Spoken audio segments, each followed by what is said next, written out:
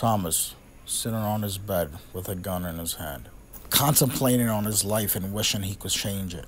One particular moment that repeats itself in his mind: the times that he was sexually assaulted and abused by his foster family. He wishes that at least that memory will be deleted from his mind and that he could move on from that moment, praying for some type of portal that can take him to the past so he can then save his parents from dying in their sleep due to a gas leak in their house. Thomas vividly imagines himself over and over that he stayed home that day his parents died instead of spending the night in his friend's house, so he can remind his father to change the broken propane detector. And he imagines himself spending the entire night awake in case he smells gas, that he can still warn his parents and save their lives. And only seconds before Thomas finally decides to end his life, a flash of light appears in his room, blinding Thomas. Thomas takes a moment to adjust his eyes so he can see clearly. He's immediately shocked to see a large round portal emanating blue light. And from that portal, an alien creature comes out and speaks to Thomas. Thomas then points his gun towards the creature. Frightened for his life, he pulls the trigger, but the gun does not go off. The alien speaks again and says to Thomas, "This is your chance, Thomas. If you really want to change your life, come with me through this portal." After several minutes of collecting himself and his thoughts, Thomas then remembers to himself that this is exactly what he wished for. And without another second of thought, Thomas bravely stands up and goes through the portal. Thomas is now suddenly playing soccer with his father as a young boy, without a single memory of his past life. That day, his parents were meant to die. Thomas instinctively reminds his parents to change the propane gas detector, and he never went on his sleepover. In fact, Thomas stood up all night that day, without really knowing why, just a feeling he had. Thomas grew up in a normal life, with both of his parents still in his life. He was a grade A student, he had friends in his life, he also met a girl in college that he fell in love with.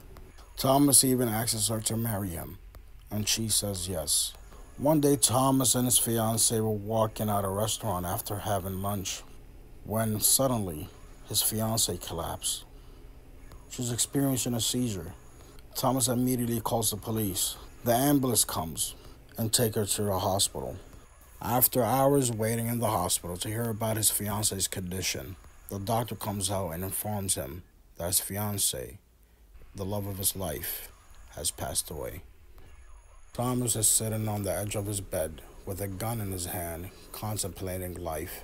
He can't bear the loss of his loved one. It's been 7 months since her death, and nothing is the same. Even the comfort of his family and friends does not help.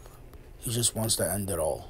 He starts to imagine if there was something that he could have done to save her life, when suddenly a large flash of light appears, and after adjusting his eyes, he sees a large round portal, and an alien creature comes out of it and speaks to him. "Do you want to change your life?" Thomas then suddenly remembers everything. He remembers this isn't the first time this portal appears in his room, nor was it the second time, but many, many times. And every time he goes back to change his life, that something traumatic happens to him, where he inevitably ends up on the edge of his bed, sitting down with a gun in his hand, contemplating life and deciding if he wants to end it.